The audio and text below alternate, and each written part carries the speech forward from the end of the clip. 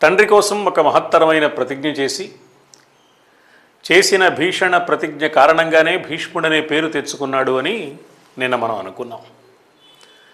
దాశరాజు కుమార్తె అయిన సత్యవతికి తన తండ్రి అయిన శంతనుడితో వివాహం జరిపించాలనే ప్రయత్నంలో భాగంగా చేసిన ప్రయత్నం వల్ల, ప్రతిజ్ఞ వల్ల దేవవ్రతుడు అనే పేరు కలిగిన గంగాపుత్రుడు, గంగాశంతనుల పుత్రుడు భీష్ముడుగా స్థిరపడ్డాడు. ఆ భీష్ముడు తన తమ్ముళ్ళైన చిత్రాంగద విచిత్ర వీర్యుల కోసం పాటుపడ్డాడు. సత్యవతి కుమారుల కోసం చిత్రాంగదుడు గంధర్వుడితో యుద్ధం చేసి, చిత్రాంగదుడనే పేరు కలిగిన గంధర్వుడి మీద యుద్ధానికి వెళ్ళి దురహంకారంతో యుద్ధంలో ప్రాణాలు కోల్పోయాడని, విచిత్ర వీర్యుడికి వివాహం చేయడానికి కాశీరాజు పుత్రికలైన అంబా, అంబిక, అంబాలికలను స్వయంవరంలో గెలిచి మరీ తీసుకొచ్చి భీష్ముడు ఆ వివాహం చేసే ప్రయత్నం చేశాడని, అందులో అంబ విషయంలో కథ చిత్రమైన మలుపులు తిరిగి సాళ్వుడు ప్రేమించారని చెప్పడం, సాళ్వుడి దగ్గరికే భీష్ముడు పంపడం, ఆ సాళ్వుడు తిరస్కరించడం, మళ్ళీ ఇక్కడికి వస్తే భీష్ముడు కూడా కాదనడం, పరశురాముడుకి అంబ తెలియచేయడం, యుద్ధం, ఆ విశేషాలు నిన్న మనం చెప్పుకున్నాం. అయితే ఇలా ప్రతిజ్ఞ చేసిన భీష్ముడు, ప్రతిజ్ఞ చాలా గొప్పదే, నిస్సందేహంగా ఈ ప్రతిజ్ఞ గొప్పది, ఇందులో ఏమీ అనుమానమే లేదు. నిస్సందేహంగా ఇంత గొప్పదైన ఈ ప్రతిజ్ఞ గొప్పదని భీష్ముడు కూడా అనుకున్నాడు, లోకం అనుకోవడంతో పాటు. ఎందుకంటే భీష్ముడి ప్రతిజ్ఞ చేసినప్పుడు దేవతలు దేవదుందుభులు మోగించారు, పూలవానలు కురిపించారు. ఈ ప్రతిజ్ఞ ఇంత విశేషమైంది అని భీష్ముడు కూడా అనుకుని, ఈ ప్రతిజ్ఞకు పరిపూర్ణంగా నేను కట్టుబడి ఉండాలి, ఏ సన్నివేశాలలో ఎలాంటి మార్పులు వచ్చినా, ఏ పరిస్థితులు నన్ను ఎలా కుదిపినా ఈ ప్రతిజ్ఞ నుంచి మాత్రం నేను మారకూడదు, జారకూడదు, జరగకూడదు అని ఒక స్థిరమైన భావం భీష్ముడి మనస్సులో ఏర్పడింది. సరే, కథ నడుస్తోంది. చిత్రాంగదుడు వివాహం కాకుండానే మరణిస్తే విచిత్ర వీర్యుడు కూడా సంతానాన్ని కనకుండానే మరణించాడు. అంబిక, అంబాలికలకు సంతానాన్ని అందించలేకపోయాడు. సత్యవతి చాలా బాధపడింది, ఈ వంశం నిర్వంశం అయిపోతుంది అని బాధపడింది.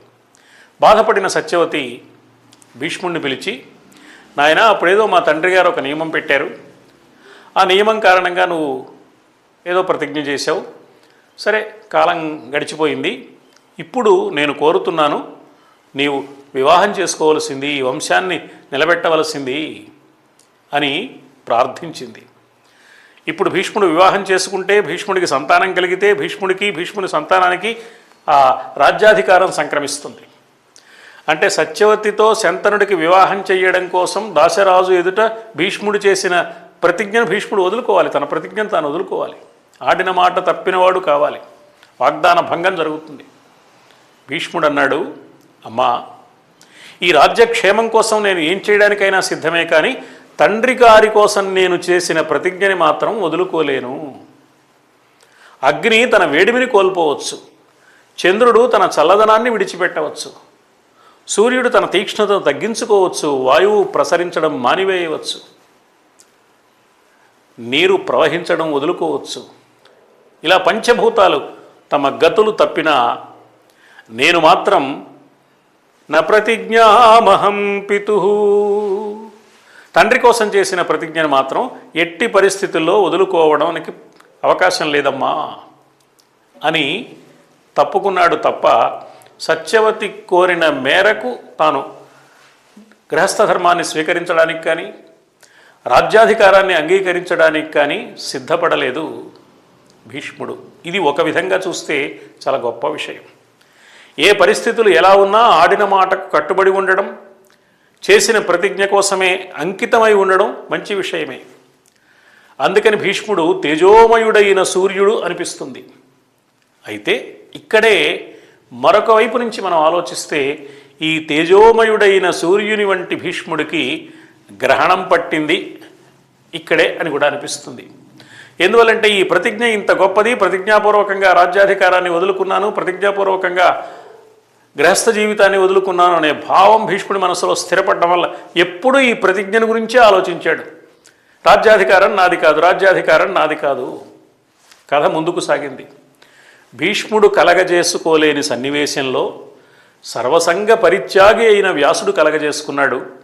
అంబికా, అంబాలికలకు సంతతిని ఇవ్వడానికి సిద్ధపడ్డాడు. ధృతరాష్ట్రుడు పాండురాజు విదురుడు సంతతిగా కలిగారు. ఈ ధృతరాష్ట్రుడికి పాండురాజుకి సంతానం కలిగారు.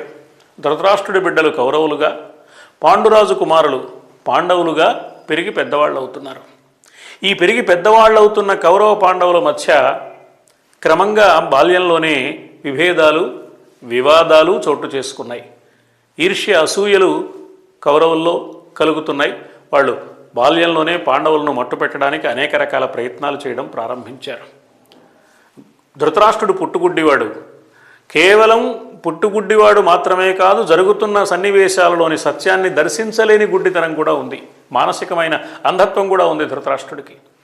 అందుకని ఈ వ్యవహారం భవిష్యత్తులో కురు వంశానికి చేటు కలిగిస్తుందని ఆలోచించలేకపోయాడు ధృతరాష్ట్రుడు. అందుకని తన బిడ్డల్ని అదుపు చేసే ప్రయత్నం చేయలేకపోయాడు. పరిస్థితి మొత్తం గమనిస్తున్నాడు. ఈ వంశం పట్ల, ఈ రాజ్యం పట్ల బాధ్యత పడిన భీష్ముడు ఆయన అనుకున్నాడు, రాజ్యమంతా న్యాయంగా పాండవులదే. ఎందుకంటే ధృతరాష్ట్రుడు గుడ్డివాడు కాబట్టి రాజ్యాధికారానికి అవకాశం లేదు ధర్మశాస్త్రం ప్రకారం. పాండురాజే చక్రవర్తి.